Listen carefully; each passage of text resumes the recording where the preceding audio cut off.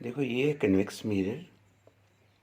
ये ना सेंटर से ऊपर उठा हुआ है और साइड जो है ना ये वाली साइड्स एंड पे ये नीचे दबा हुआ है। सेंटर से ऊपर उठा होता है, मतलब प्लेन नहीं होता, सेंटर से ऊपर और साइड से नीचे दबा होता है। तो ये इसकी फ्रंट साइड है और ये इसकी बैक साइड पे पॉलिशिंग होती है ना। तभी वो रिफ्लेक्ट करता है ना इस पॉलिशिंग की वजह से। तो ये यहाँ से ऊपर उठा हुआ है, साइड से दबा हुआ है। इसका फ़ायदा पता क्या होता है कन्वेक्स मिरर का? ये ना जितना भी सामने वाला इसके फ्रंट पे जितना स्पेस आएगा वो ज़्यादा स्पेस को थोड़ी जगह में दिखा सकता है आपको। जैसे अभी आप इसका ना इमेज देख रहे हो और जो हम आपको दिखाते हैं ना उसमें फिगर में बनाते हैं, वो इसके एक सेक्शन व्यू बनाते हैं, ऐसे कर्व सी बनाते हैं ना, है ना। तो वो कर्व ऐसे ये सिंपली एक कर्व दिखाएंगे, पूरा नहीं दिखाते वहाँ पे कॉपी पे। तो वो सेक्शन व्यू दिखाया जाता है। तो इसकी एप्लीकेशन पता है क्या है? इसकी एप्लीकेशन ये मिरर है जो आप उसमें यूज़ करते हो, किसमें? कार में, स्कूटर में, आपकी स्कूटी पे। तो ये मिरर लगा होता है। इसका फ़ायदा वही मैंने बताया, ये कन्वेक्स मिरर होता है। मतलब जो इसके फ्रंट में जो स्पेस आती है वो काफ़ी ज़्यादा स्पेस को थोड़ी जगह में आपको दिखा सकता है। बाकी ये देखो इसका इमेज छोटा होगा, बड़ा होगा, किस तरह का होगा, ये हम अभी डिस्कस करने जा रहे हैं कन्वेक्स मिरर के बारे में। ओके,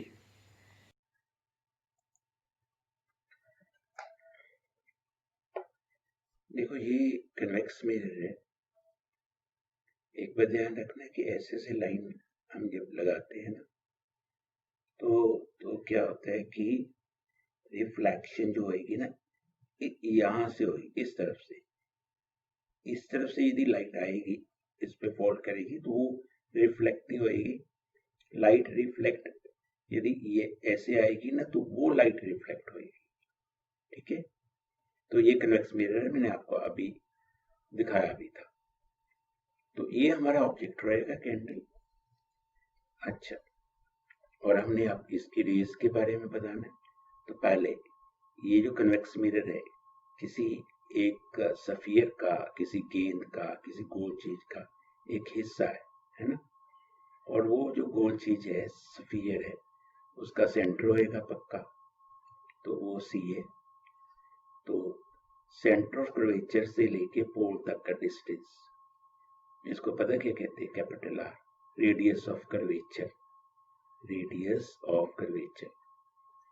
और पी से लेके सी तक जितना भी डिस्टेंस है, जैसे 10 सेंटीमीटर है सपोज, तो उसका आधा आधा कितना होएगा? 5 सेंटीमीटर, है ना।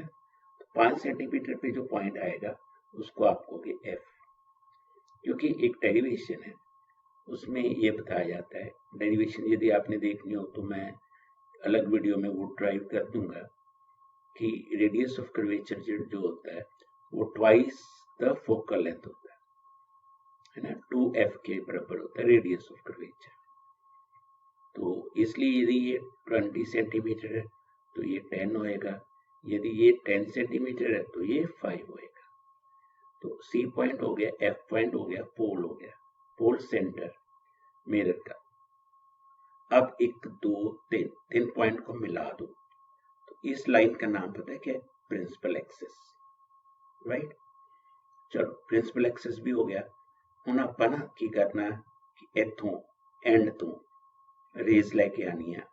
वैसे 3 रेज लैके आनी होंगी, इत्थे 2 दिखाइया हुई, कोई गल नहीं, मैं तुहानूं दस दूंगा किवें।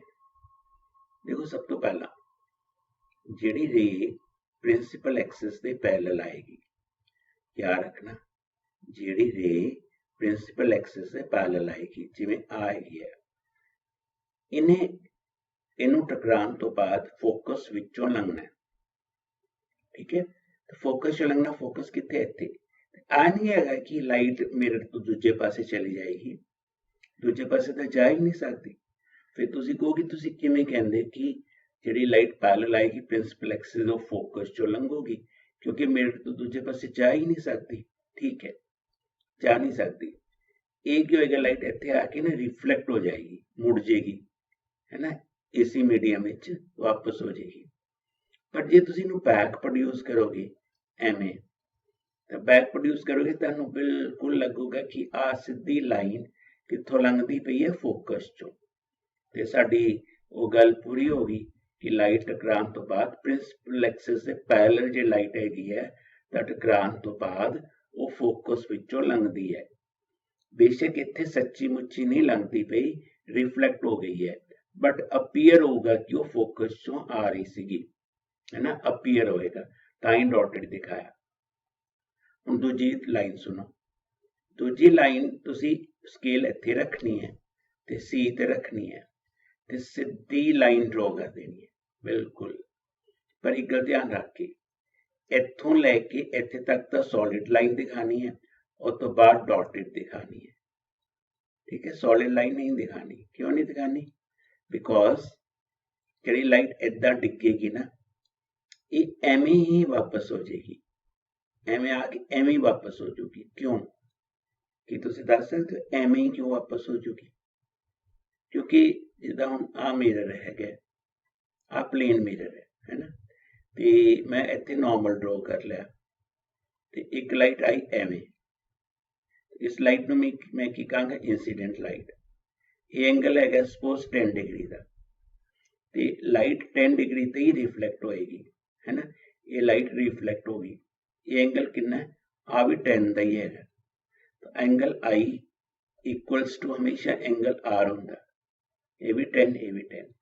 पर मैनू दसोगे कि आ लाइट जिहड़ी इत्थे डिगी हैगी है, इहदा इंसीडेंस एंगल की है, रिफ्लैक्शन की है। ਤੁਸੀਂ ਕਹੋਗੇ ਸ਼ਾਇਦ ਸੋਚਣ ਲੱਗੋਗੇ ਪਤਾ ਨਹੀਂ ਕੀ ਹੋਏਗਾ, ਕੀ ਹੈਗਾ ਐਂਗਲ। ਪਰ ਠਹਿਰੋ, ਮੈਂ ਤੁਹਾਨੂੰ ਇੱਕ ਹਿੰਟ ਦੇਣਾ। ਜਦੋਂ ਲਾਈਟ ਇੱਥੇ ਡਿੱਗੀ ਸੀਗੀ ਤਾਂ ਮੈਨੂੰ ਦੱਸੋ ਉਹਦਾ ਇੰਸੀਡੈਂਸ ਐਂਗਲ ਕੀ ਸੀਗਾ, ਤੇ ਤੁਸੀਂ ਫਿਰ ਸੋਚਣ ਲੱਗੋਗੇ ਨਹੀਂ, ਦੇਖੋ ਆ ਇੰਸੀਡੈਂਟ ਰੇ ਸੀ ਨਾ, ਇਹਨੇ ਜਿਹੜਾ ਐਂਗਲ ਨਾਰਮਲ ਨਾਲ ਬਣਾਉਣਾ, ਫਿਰ ਤੁਸੀਂ ਕਹੋਗੇ ਇੱਥੇ ਨਾਰਮਲ ਕਿਹੜਾ। ਜਦੋਂ ਵੀ ਨਾਰਮਲ ਦੇਖਣਾ ਹੋਏ ਕਿਸੇ ਵੀ ਪੁਆਇੰਟ ਤੇ, ਤਾਂ ਸੀ ਨਾਲ ਨਾ ਉਹ ਲਾਈਨ ਮਿਲਾ ਕੇ ਵਧਾ ਦੋ, ਜਿੱਦਾਂ ਮੈਂ ਆ ਲਾਈਨ ਵਧਾ ਰਿਹਾ ਹੈਗਾ ਸੀ ਨਾਲ ਮਿਲਾ ਕੇ,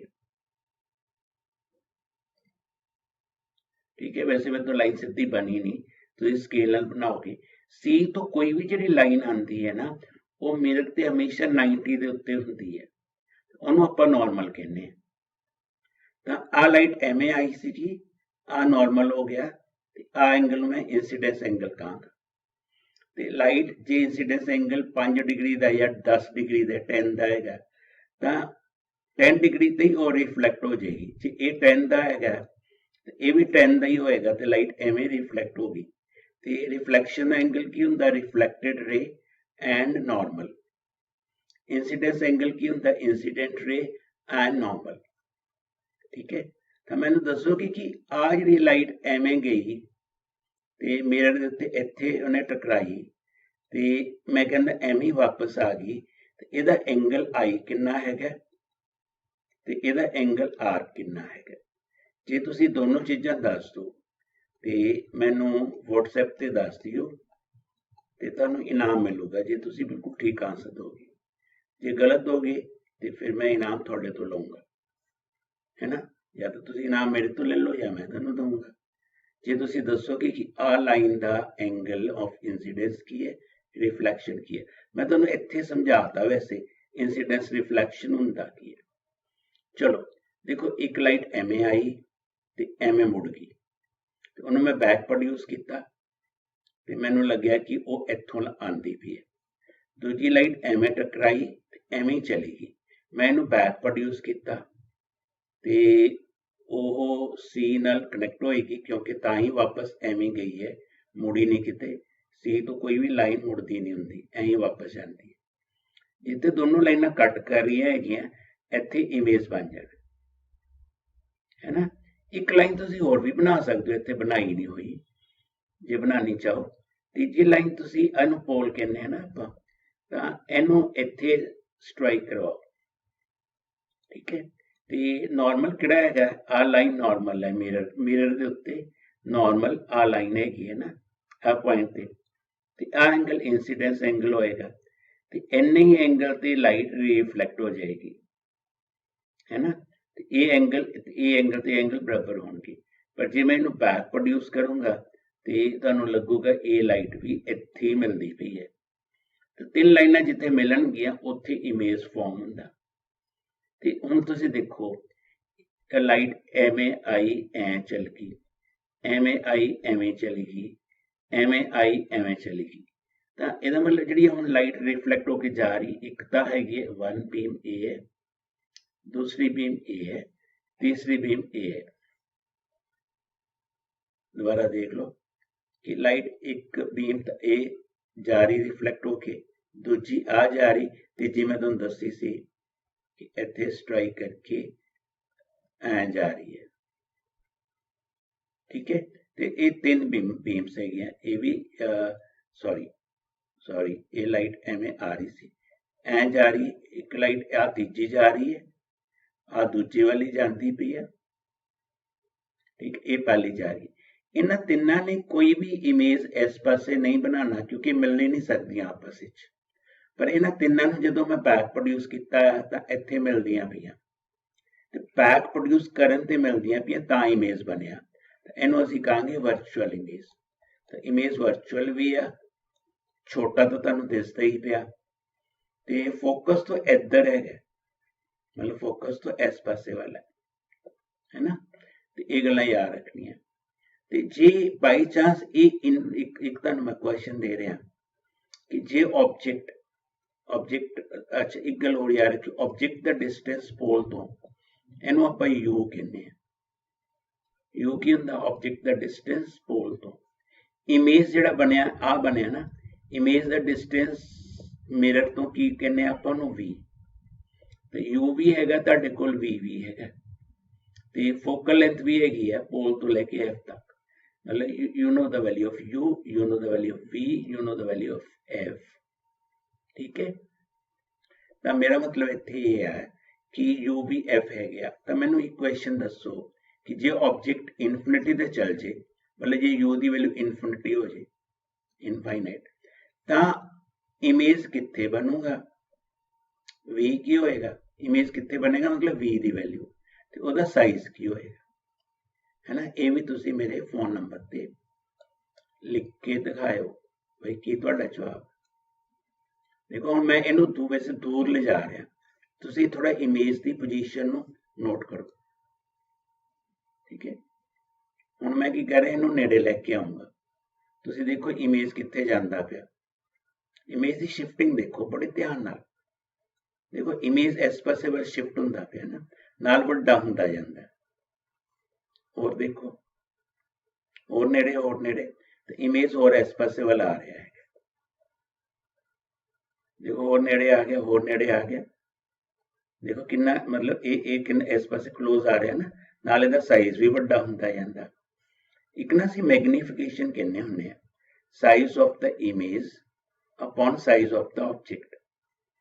कन्वैक्स मिरर के केस विच इमेज दा साइज हमेशा ही, है ना, size of the image, sorry नीचे मैं गलत लिखता, साइज ऑफ द ऑब्जेक्ट, मतलब ओ की हैगा आ लेंथ इत्थों लेके इत्थे तक, इहनूं मैं ओ किया, इहनूं मैं आई किया हैगा, ठीक है। तो आई हमेशा ही घट हुंदा ओ तो, मतलब मैग्नीफिकेशन हमेशा लेस देन 1 ही होगी, क्योंकि आई की वैल्यू घट होगी ना ओ तो, कि इमेज हमेशा ही घट साइज का हुंदा। दूजा इमेज हमेशा वर्चुअल होएगा। तीजी गल मैं दसदा पिया कि जिवें जिवें ऑब्जेक्ट नूं नेड़े लेके आ रहे तुसीं, इमेज इस पासे आंदा जा रहा, तो ਉਹਦੀ मैग्नीफिकेशन वधदी जा रही है, पर ਉਹਦਾ साइज ऑब्जेक्ट तो घट ही रहिंदा, ठीक है। और नेड़े देखो, मेरे ख्याल हुण एक क्लीयर हो गया तुहानूं सारा, है ना। ओके, दोबारा एक बारी देख लो। Now closer and closer and closer and closer, okay, तो आप इत्थे तक पहुंच गए। Now it is very clear to you. मैनूं की दस सकदे हो कि कन्वैक्स मिरर विच इमेज दा साइज अप्रॉक्सीमेटली ऑब्जेक्ट के साइज दे बराबर बन सकदा है कि नहीं।